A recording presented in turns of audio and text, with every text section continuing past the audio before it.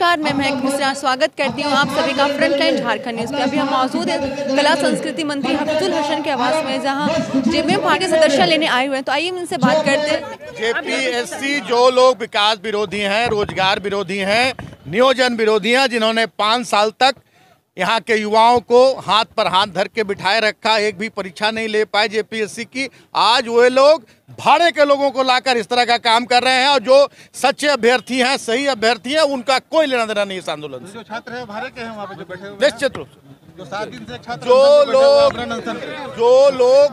लोग हंगामी उसमें दखल अंदाजी, हाईकोर्ट ने भी मना किया है उसमें दखल अंदाजी करने से। इसलिए लोगों को आज जिनको अवसर मिला है उन्हें अवसर देना चाहिए युवाओं को, और जो बच गए हैं युवा उन सभी को अवसर मिलेगा। आमरण अनशन पर है, एक स्टूडेंट 7 दिन से आमरण अनशन पर है। मैं अपील करना चाहूंगा आपके माध्यम से कि अगर उन्हें इस बार सफलता नहीं मिली है तो वो अगली बार की तैयारी करे। तो पीटी उत्तीर्ण अभ्यर्थी हैं तो उनको मुख्य परीक्षा में शामिल होना चाहिए, न कि अनशन में बैठना चाहिए। चलिए ठीक है। फिर से हमारे केंद्रीय अध्यक्ष दिसम गुरु शिबू सोरेन जी को कल हमने अध्यक्ष बनाया है, और हमारे युवा मुख्यमंत्री जो कार्यकारी अध्यक्ष भी रहे हैं, और कल फिर से उन्हें जिम्मेदारी दी गई है। और उनके नेतृत्व में आज गुरुजी के मार्गदर्शन और हमारे माननीय हेमंत सोरेन जी जो कार्यकारी अध्यक्ष, उनके नेतृत्व में पिछले विधानसभा में पार्टी ने काफ़ी बेहतरीन प्रदर्शन किया, और उससे पूरे राज्य में और खास करके युवाओं में काफ़ी उत्साह है। और उसी का परिणाम है कि आज युवा तेजी से, युवा भी नहीं मैं कहूँगा सभी वर्ग के लोग तेजी के साथ झारखंड मुक्ति मोर्चा की ओर लोगों का रुझान हो रहा है। और आज ये नज़ारा आप देख रहे हैं कि किस तरह हजारों की संख्या में रांची शहर के जो रांची भारतीय जनता पार्टी का गढ़ माना जाता था, पिछली बार उसकी नींव हिल गई है पिछले चुनाव में, और इस बार यहाँ के युवा समूल नाश कर देंगे भारतीय जनता पार्टी का, ऐसा मेरा विश्वास है। माननीय हेमंत सोरेन जी का जो 2 साल का जो 2 वर्ष का कार्यकाल रहा है, और जिस तरह से अंतिम पंक्ति के लोगों तक पहुंचने की उनकी सोच रही है, और पहुंच रहे अंतिम पंक्ति के लोग सरकार तक, लोग जो सरकार पहुंच रही है, संगठन मजबूत हो रहा है, और उसका परिणाम है झारखंड मुक्ति मोर्चा के नीति सिद्धांत जो पूरी तरह से झारखंड वासियों, झारखंड के आदिवासी मूलवासियों को लेकर चलने की जो नीति सिद्धांत है, उससे प्रभावित होकर सभी जगह आज रांची जो राजधानी है राज्य की, तो यहाँ के ऐसे मोहल्लों के ऐसे वार्ड के और मजबूत नेता जिनके पीछे हजारों की संख्या में युवाओं की फौज है, वैसे लोगों ने झारखंड मुक्ति मोर्चा का दामन थामा है। अब पूरा झारखंड मुक्ति मोर्चा मय होगा, दूसरी पार्टी का कोई, सभी हमारे ये त्रिस्तरीय पंचायती राज व्यवस्था है उसके सभी प्रतिनिधि झारखंड मुक्ति मोर्चा के जीत के आएंगे पूरे राज्य में। क्या कहना चाहेंगे आप?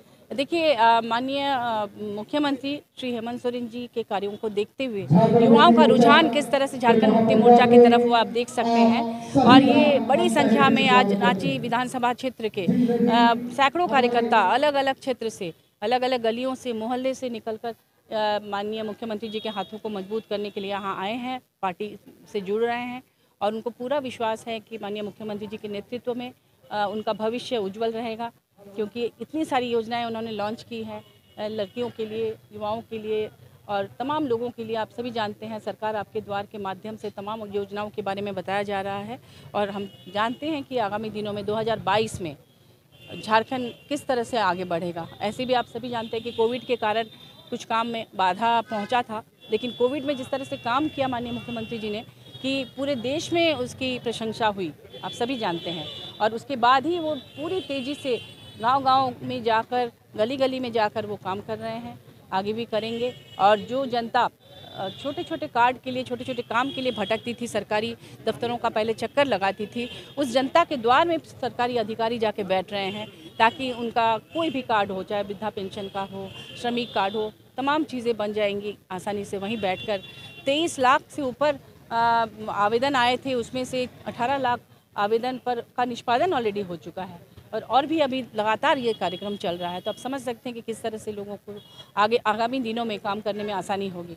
मैम, आपकी गठबंधन सरकार के झारखंड की कुछ जनता ऐसी भी एक तबका जो कि आपके पार्टी के या फिर जो गठबंधन सरकार के कार्य से हताश है, नाराज है, देखिए, इसमें हताशा की देखिए इसलिए है कि पिछली सरकार में जो काम नहीं हुआ था उसी के लिए ही जितने भी आप देख रहे हैं कि आंदोलन या धरना प्रदर्शन हो रहा है, पिछले सरकार के समय से धरना प्रदर्शन चल रहा था।